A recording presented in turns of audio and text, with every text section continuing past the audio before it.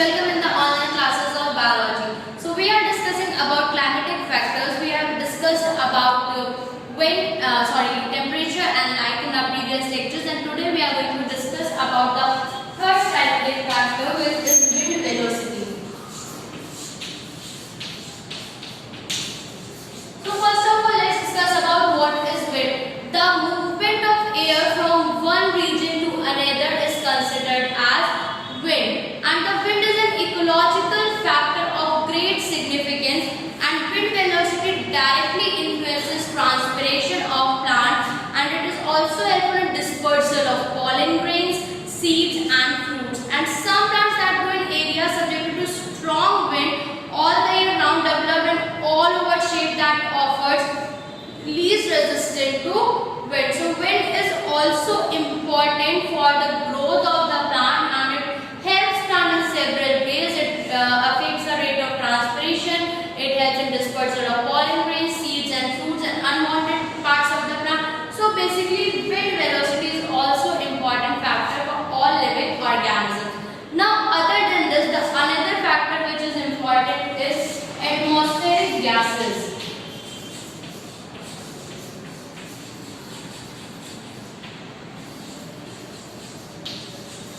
Atmospheric gases are there which are thick gaseous. Atmosphere is basically a cover of air present on the Earth's surface. Earth is covered by a cover blanket of air, and that is known as atmosphere. It is a thick or gaseous envelope, and it is essential for all living beings, because without atmosphere there is no life present on Earth.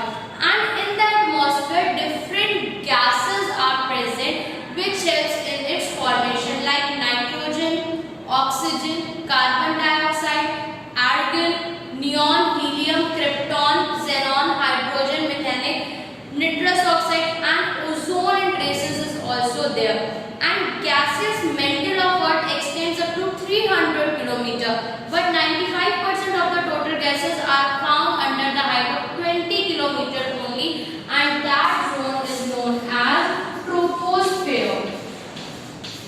And this is the only zone where life exists on Earth. The troposphere is that only part. And other than these kinds of gases of carbon dioxide, oxygen, nitrogen and other essential gases, noble gases, in atmosphere water vapor, industrial gases, dust, smokes, carbon particles, fly ash and smoke particles, airborne microorganisms, spores, conidia, pollen grains, etc. are also present, and these are suspended particulate form. So these are some of the also things which contains them. Other than troposphere, now coming to the zones which are present in atmosphere. So other to troposphere, other three zones are also there: stratosphere, mesosphere and thermosphere.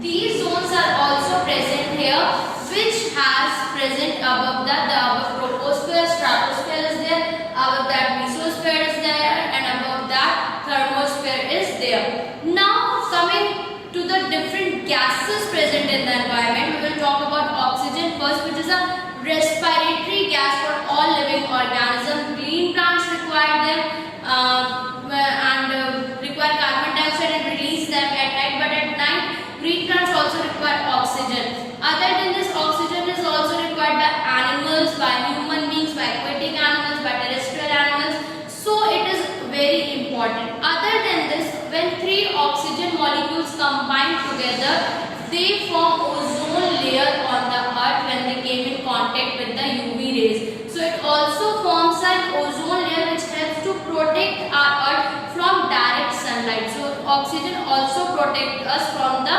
direct sunlight of coming towards the Earth. Other than this, carbon dioxide and nitrogen is also present there, which we will discuss in detail in this chapter. Now other than this, the fifth case, which is the fifth climatic factor, is precipitation and rainfall.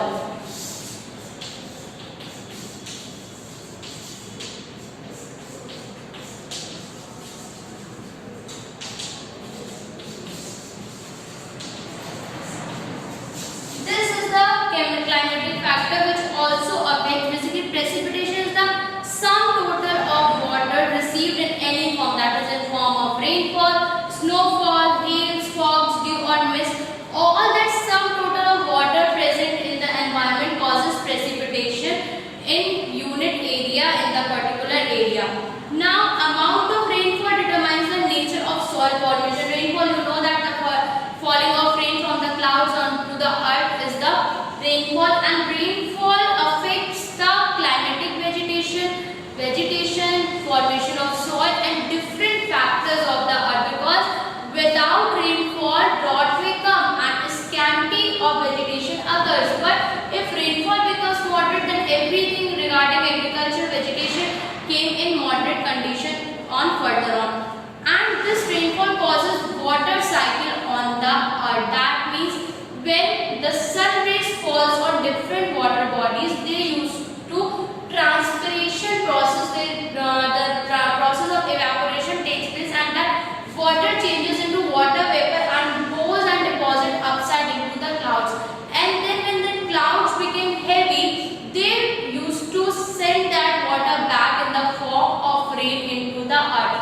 And then again they get collected, and then again sun used to absorb them, and then again the clouds form and then sent back to the earth. So that's how the water cycle keeps on continuation going on for further use, and that causes the water cycle. That means rainfall helps in causing the water cycle and the further regulation of water. So students, that's all for wind velocity, atmospheric gases and precipitation and rainfall. Let's discuss last topic as well, which is atmospheric humidity.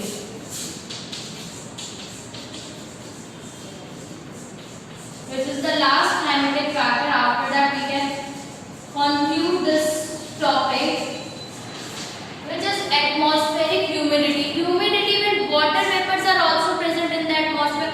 The presence of water is known as the term of humidity. The maximum of moisture is present, which causes absolute humidity. Humidity means that when the water molecules became very maximum in the atmosphere, it causes humidity, and then the rainfall occurs. So that is why humidity is basically the presence of water molecules in the air or in the environment. So that is about atmospheric humidity, that water vapors are present in the environment, causes the environment humid or the atmosphere humid. So now we will conclude our topic, climatic factors. That's all for today.